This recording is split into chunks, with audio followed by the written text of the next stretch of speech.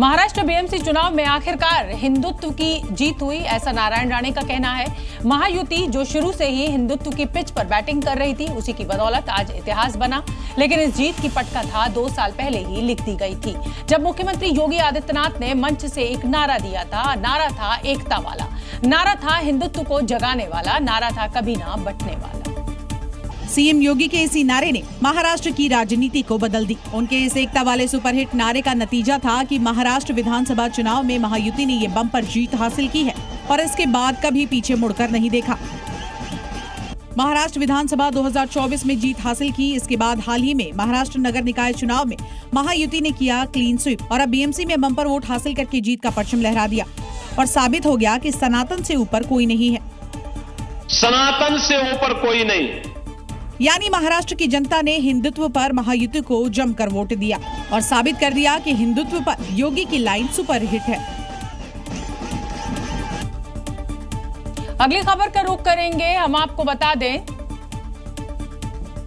महाराष्ट्र में बीएमसी चुनाव से पहले हर कोई अपनी अपनी जीत का दावा कर रहा था। किसी ने मराठी कार्ड चला तो कोई बुर्के वाली मेयर बनने का बयान दे रहा था, लेकिन जब नतीजे आए तो सारे कार्ड धरे के धरे रह गए और जीत हिंदुत्व की हुई।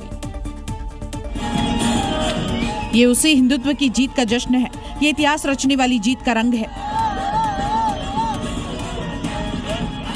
प्रचार के दौरान ओवैसी भाईजान मुस्लिम नेतृत्व की बात करते हुए दिखाई दिए। वारिस पठान ने बुर्के वाली मेयर बनने का दावा किया तो वहीं 20 साल बाद साथ आए ठाकरे ब्रदर्स ने मराठी मेयर बनने की भविष्यवाणी कर दी थी, लेकिन सारे के सारे दावे फेल हो गए रिजल्ट आने के बाद। जय श्री राम और आई लव महादेव के विचार के सोच के हमारे मेयर सब जगह महायुति के बैठने की पूरी तरीके से तैयारी है।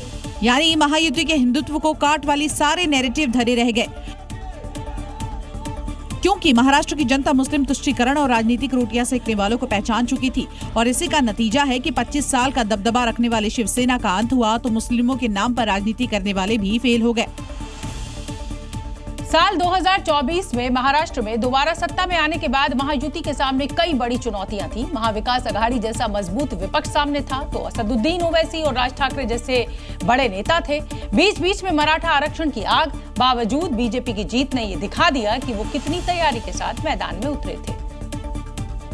ये देवा भाव का ही करिश्मा है। ये जनता में बीजेपी के प्रति भरोसा है। जब पहली बार बीएमसी में बीजेपी का मेयर बनने जा रहा है और ठाकरे परिवार का लंबे समय से चला आ रहा वर्चस्व इस चुनाव में खत्म हो गया है। 27 साल के बाद बीजेपी यहां फिर से अपना मेयर बनाने जा रही है। मुंबई ही नहीं बल्कि पूरे महाराष्ट्र में बीजेपी ने जबरदस्त प्रदर्शन किया है। सभी बड़े शहरों में बीजेपी को जीत मिली है और 29 में से 23 पर उसकी जीत पक्की नजर आ रही है। 227 सीटों वाले बीएमसी में बीजेपी प्लस को 118 पर जीत मिली है। 165 सीटों वाले पुणे में 90 पर जीत मिली है। ठाणे में 131 में से 49 पर कामयाबी हासिल हुई। नागपुर में 151 में से 113 पर जीत मिली। नासिक में 122 में से बीजेपी को अकेले 50 सीटों पर जीत मिली है, जबकि साथी दलों को 41 सीटों पर। बीजेपी में जीत की ये भूख चुनाव दर चुनाव बढ़ते जा रही है और यही उसकी जीत की बड़ी वजह भी है। दिसंबर 2024 में जब देवेंद्र फडणवीस तीसरी बार महाराष्ट्र के मुख्यमंत्री बने तो उस समय महायुति में बारीक दरार दिखी थी, लेकिन देवा भाऊ ने न सिर्फ नाराज शिंदे को मनाया बल्कि समय के साथ उस दरार को भी भरा। तेजी से विकास कार्यों को आगे बढ़ाया, जनता का भरोसा जीता और यही दिखा बीएमसी समेत अधिकांश महानगर पालिका चुनाव में। जिसे निभा न सकूं ऐसा वादा नहीं करता, मैं अपनी बातें औकात से ज्यादा नहीं करता, भले ही तमन्ना रखता हूं आसमान छू लेने की, लेकिन औरों को गिराने का इरादा नहीं रखता। देवा भाव ने 27 साल बाद बीएमसी को ठाकरे परिवार के हाथों से निकालकर बीजेपी की झोली में डाल दिया। देवेंद्र फडणवीस ने बीजेपी के साथ ही महायुति सरकार के कामकाज को जनता के सामने रखा और विवादित बयानों से खुद को दूर रखा। खुद नीतीश राणे मानते हैं कि देवा भाव के विजन से ही जीत मिली है। हमारे देवा भाव को ही उनकी मेहनत, उनका विजन और हिंदू समाज का उनके ऊपर का विश्वास, इसके वजह से ही आज की सारी जीत हो रही है, ऐसा मैं मानता हूँ। मुंबई में हमारी ये शानदार जीत और नगर पालिकाओं में हमारी ये शानदार जीत दर्शाती है कि युवा पीढ़ी ने भी बड़े उत्साह के साथ भाजपा और महायुति का पुरजोर समर्थन किया है। फडणवीस एक तरफ सरकार चला रहे थे तो वहीं दूसरी ओर चुनाव का प्रचार।